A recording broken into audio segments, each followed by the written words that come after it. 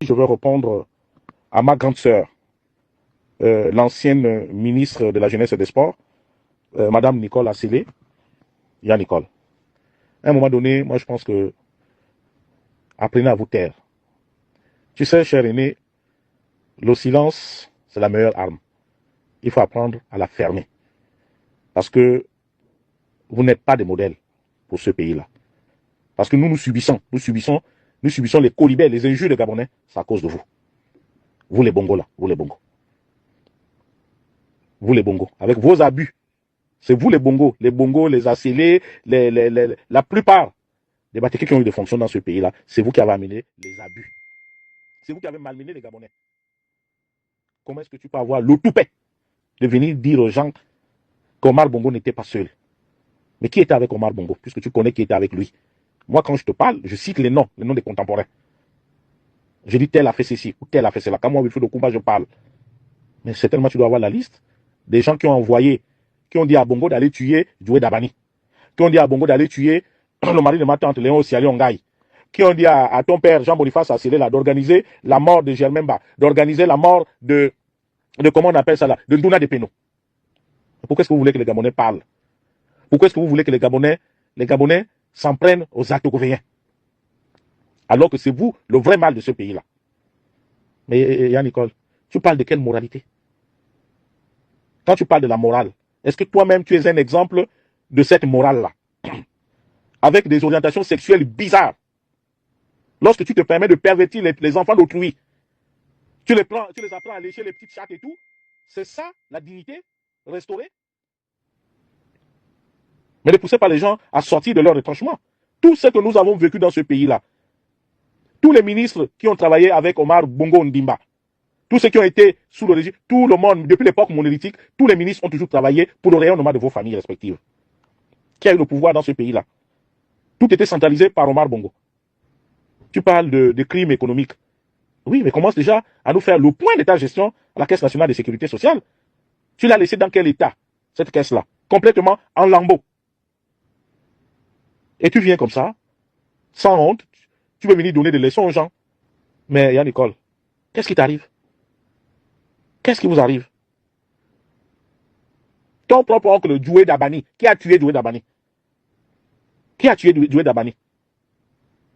Moi, en 2000, j'ai vu comment j'étais encore jeune, en 2000, j'ai vu comment on a malmené, comment on a traité l'ancien ministre d'État, Zakari Miboto, à Franceville. Comment Omar Bongo s'est comporté avec Zakari Miboto, qui a donné toute sa vie, qui a mis toute sa famille à son service. Comment vous avez remercié ce monsieur-là? En le trimballant dans la boue, en montant des groupes pour huer sur lui. Moi, j'étais là, j'étais présent. Et je me souviens, je suis allé voir le ministre d'État à l'époque, j'ai dit, papa, il faut quitter. Ça, c'est pas de bonnes choses, ça c'est pas de l'amitié. Uniquement pour des problèmes matrimoniaux. Parce que Chantal, vous aurez défié en allant se marier avec Paul-Marie Ngonjo. Ce n'est qu'à cause de ça, à cause de la beauté de Chantal, que vous avez fait ébranler tout un régime. Vous avez humilié tout un père de famille. Vous voulez qu'on parle? Maintenant, n'importe qui peut se lever. Votre famille, c'est le mal de ce pays-là. C'est le mal du Gabon. Donc, apprenons à nous taire. Apprenons à respecter les Gabonais. Apprenons à faire le deuil intérieurement. Évitons d'énerver les Gabonais. Parce que normalement, nous autres là, nous les Atogovéens là, surtout vous, la famille Bongo là, les Gabonais devaient se lever, vous arracher tout ce que vous avez devant vous. Parce que vous avez été méchants avec ce peuple-là. Donc laissez les choses se faire d'elles-mêmes. Madame Nicole Assélé. Tous les dégâts que nous avons connus dans ce pays-là, les morts d'hommes, les détournements de fonds, les abus de confiance, les humiliations des uns et des autres.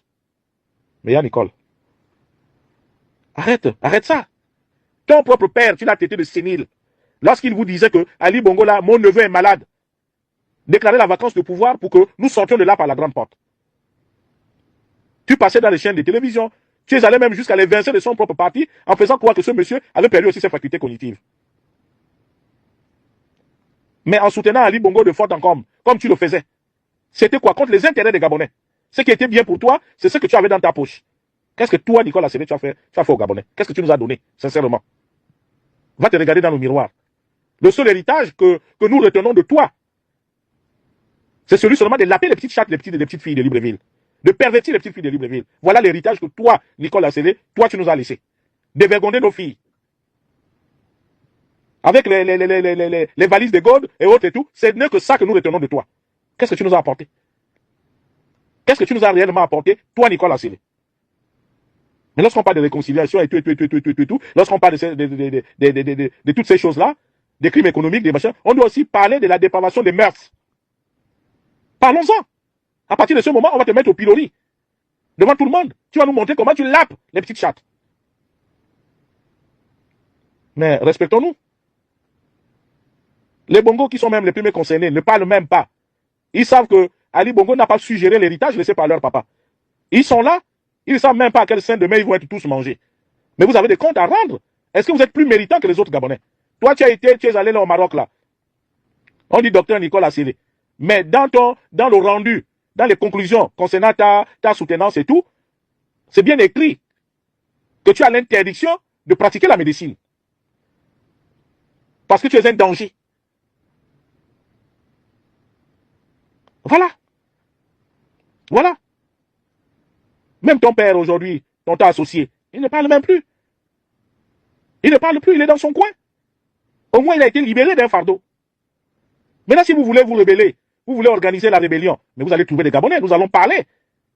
Pour nous, entendre qu'un Bongo va revenir au pouvoir, c'est un cauchemar. C'est un cauchemar. L'acte posé par le général Oligui Nguema, ce n'est que la confiscation du pouvoir. C'est la confiscation du pouvoir. Il n'y a rien d'autre. Mais il l'a fait pour qui? Pour sauver des âmes perdues, comme les vôtres, comme ça là. Yann Nicole. Faisons l'audit de la CNSS. Mettez ça.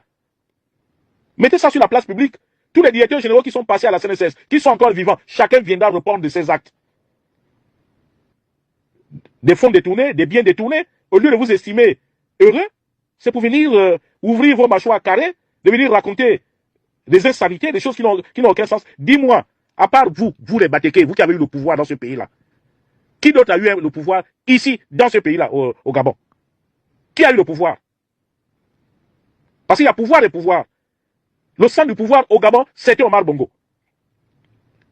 Et Omar Bongo est mort. On a enterré Omar Bongo dignement. Omar Bongo est sorti par la grande porte, par le fait de la mort. Mais Ali Bongo, quand il est arrivé, on a vu 14 ans plus tard, vous étiez tous derrière Ali Bongo. Ya Ali, ya Ali, ya Ali, ya Ali, ya Ali. Pendant qu'il tuait, pendant qu'il prenait les étrangers, pendant qu'il malmenait les caisses de l'État. Vous avez fait quoi? Vous avez fait quoi?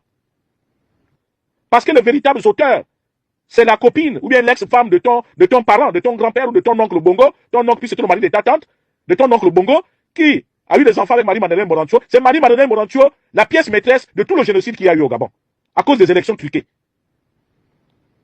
Mais il y a Nicolas Assélé.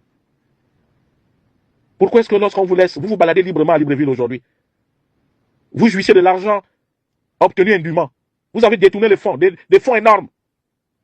95% de la population gabonaise vit sous le seuil de la pauvreté. L'argent dans vos maisons, l'argent avec vous. Vous avez les sociétés, les stades, les hôtels, les équipes de football. Vous avez tout ce qu'il vous faut.